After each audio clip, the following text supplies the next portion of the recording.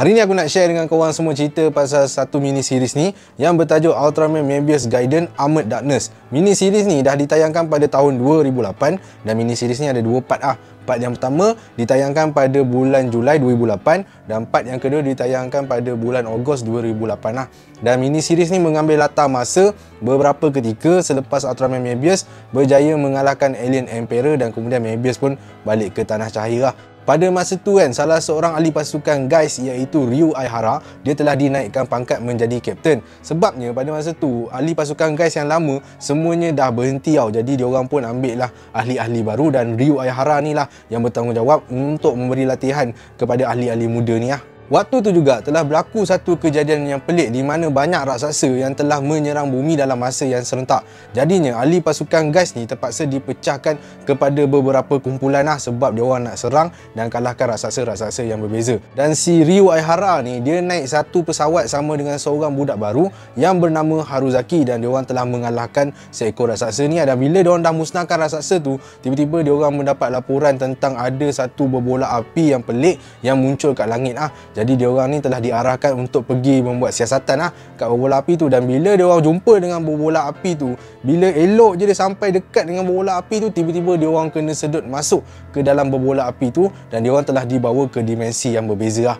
Sementara tu ahli pasukan guys yang berada dekat diorang punya HQ telah membuat siasatan pasal berbola api tu dan diorang dapati berbola api tu sebenarnya adalah kapal angkasa milik Alien Emperor yang diberi nama sebagai Darkness Sphere. Kapal angkasa Darkness Sphere tu dah lama dah tak muncul dan entah macam mana tiba-tiba kapal angkasa tu boleh aktif balik. Jadi bekas kapten pasukan guys iaitu Sakomizu yang masa tu dia ni dah dinaikkan pangkat jadi jawatan yang lebih tinggi lah, telah memutuskan untuk pergi menyelamatkan Ryu dan juga Haruzaki lah. Mulanya dia nak pergi seorang, sekali tiba-tiba dia tengok semua ahli pasukan guys yang lama tu datang untuk memberi bantuan lah. Dan dia orang pun terbang lah naik pesawat pergi ke berbola api ataupun Darkness Sphere tu lah. Berbalik kepada Ryu dan Sakomizu yang masa tu dah berada dalam kapal angkasa Darkness Sphere, masa dia orang tengah terbang dalam pesawat dia orang tu, tiba-tiba dia orang kena serang bertubi-tubi dengan lembing. Tapi dia orang tak tahu siapa yang kawal lembing tu. Dan sudahnya lembing tu terkena kapal terbang dia orang dan menyebabkan dia punya kapal terbang pun terhempas. Lepas tu si Ryu ni pun suruhlah Haruzaki keluar daripada kapal terbang dan pergi lari menyelamatkan diri. Dan bila Haruzaki dah keluar daripada kapal terbang tu, dia tengok balik kat belakang,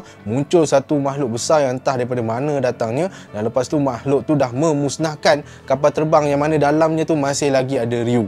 Dan bila makhluk besar tu dah musnahkan kapal terbang tu, dia nak pergi pula musnahkan Haruzaki. Dan masa makhluk besar tu nak tikam Haruzaki, tiba-tiba Ultraman Mebius aka Mirai Hibino muncul dan menghalang serangan makhluk besar tu. Tapi sayangnya walaupun Ultraman Mebius dah muncul, dia tak mampu pun untuk berlawan dengan makhluk besar tu sebab makhluk besar tu memang kuat gila. Dan masa makhluk besar tu nak buat finishing move dia dekat Ultraman Mebius, tiba-tiba makhluk besar tu kaku, keras macam patung, tak boleh gerak. Rupa-rupanya dalam badan makhluk besar tu ada Ultraman Hikari dan Ultraman Hikari lah yang telah menghalang makhluk besar tu daripada menyerang. Dan kemudian Hikari cakap kat Mebius, kau ambil pedang yang ada kat pinggang makhluk besar ni dan lepas tu kau musnahkan makhluk ni guna pedang dia. So Mebius pun buatlah seperti apa yang disuruh oleh Hikari, tapi dia cuma mampu melukakan kepala makhluk besar tu dan menyebabkan makhluk besar tu ada lubang kat kepala dia. Kemudian sekali lagi makhluk besar tu pun jadi keras macam batu sebab Ultraman Hikari telah mengawal pergerakan dia dan Ultraman Mebius pula berubah menjadi bentuk manusia iaitu Mirai Hibino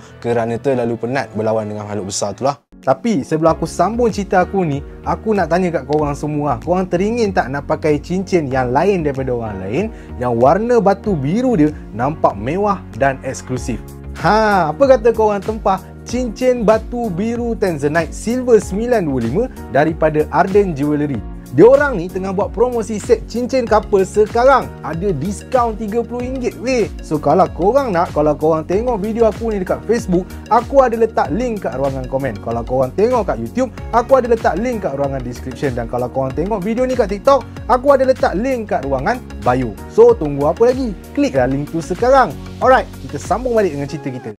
Sementara tu Ryu yang tadi musnah dalam kapal terbang yang kena serang dengan makhluk besar tu, dia belum mati lagi tapi dia berada di satu ruang dimensi yang berbeza di mana dia berjumpa dengan Ultraman King dan King telah mengarahkan dia untuk bergabung dengan Ultraman Hikari. Lepas dia berjumpa dengan King, dia berjumpa pula dengan Ultraman Hikari. Ultraman Hikari pun ceritalah kat Ryu tentang apa yang dah berlaku. Rupa-rupanya nama makhluk besar yang serang Ryu dan juga Haruzaki tu, nama dia ialah Armored Darkness dan Armored Darkness ni adalah makhluk makhluk suruhan Alien Emperor. Dialah yang telah mengaktifkan balik kapal angkasa Alien Emperor iaitu Darkness Sphere dan menyebabkan banyak raksasa yang muncul dekat bumi. Dan masa itulah Ultraman Hikari cuba nak menyelamatkan keadaan dan dia pun berlawanlah dengan Armored Darkness. Tapi Armored Darkness ni kuat gila weh, sampaikan si Hikari ni kena sedut masuk dalam badan Armored Darkness. And that's why, bahasa Inggeris pula. Dan disebabkan itulah Hikari telah mengatakan kepada Ryu supaya Ryu bergabung dengannya. Tapi cara nak bergabung dengan Hikari ni,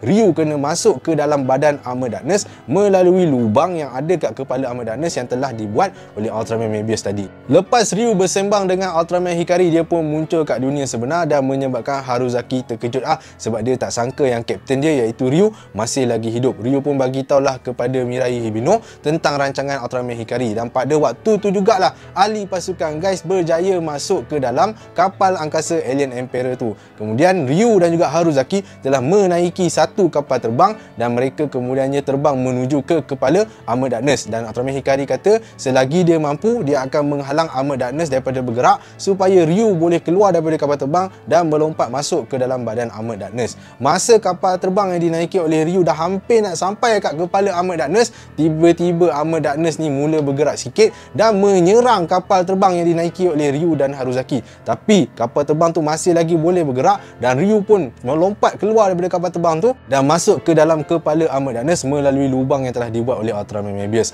Dan bila Ryu dah masuk ke dalam badan Armored Darkness, dia pun bergabunglah dengan Ultraman Hikari dan menyebabkan badan Armored Darkness ni berpecah-pecah.